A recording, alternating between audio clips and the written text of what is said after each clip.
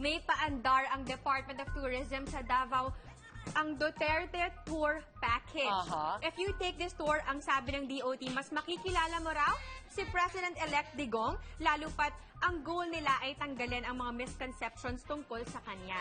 Makikita ang life story, projects, career highlights, and even his home. Ang hirap daw ibenta ng Davao before as a tourist destination, but now, timely daw ito dahil sa increased curiosity ng mga tao dito.